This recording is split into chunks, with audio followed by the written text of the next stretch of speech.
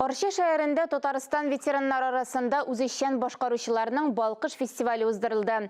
Быел фестиваль Татарстан Республикасы ветераннар региональ иҗтимагый оешмасының 35 еллыгына багышланган. Тулырак Дине Нәҗметдинова сюжетында. Балкыш фестивале быел 10-нчы тапкыр уздырыла. Катнашучылар үз осталыкларын сәхнәдә күрсәтәләр. Барысы 5 район катнаша.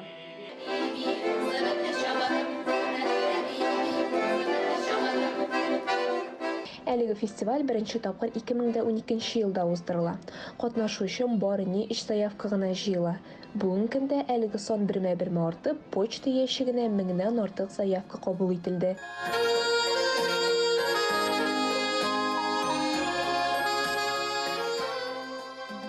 Мен һәр вакытта сокланып тыңлыйм, сокланып карыйм, гаҗәпләнеп карыйм.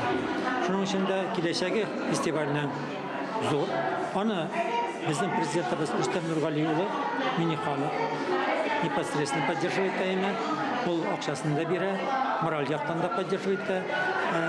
Инде оргкомитет, оештыру комитетының безнең дәүләт советы рәисе Фәрит Хәйрулла улы Мөхәммәдшин җитәкли. Статус бик зур. Катнашучыларның сайланып алынган җырлары ичке халәтне күрсәтә, тамашачыларның күңел кылларын тибрәтә. Әлеге вакытта мин гримеркага юл тотам, чөнки әлеге бүлмәдә бизәнәләр, киенәләр һәм киләсе чыгышка әзерләнәләр. Киттек, карыйбыз.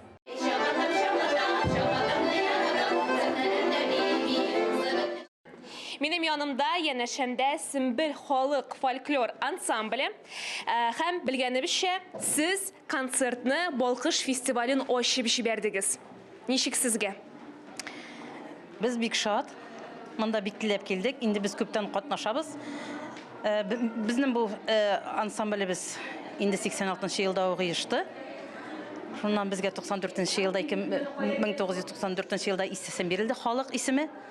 Без менә шулай халык фольклор ансамбле булып әле дә йөреп торабыз. Аллаһка шөкер, менә бөтенебез дә бик шат. Катнашучыларга рәхмәт хатлары тапшырдылар. Гала-концерт 29 апрель көне филармония концертлар залында уздырылачак. Biz сайлап бәя куеп утырабыз, ләкин концертларның барышлары буенча әйтәм, ул гала-концертка гына сыеп бетәрләр микән алар. Шуның кадәр күтәренке күрмәс, шуның кадәр мотор әйбәт яңгырашы бар.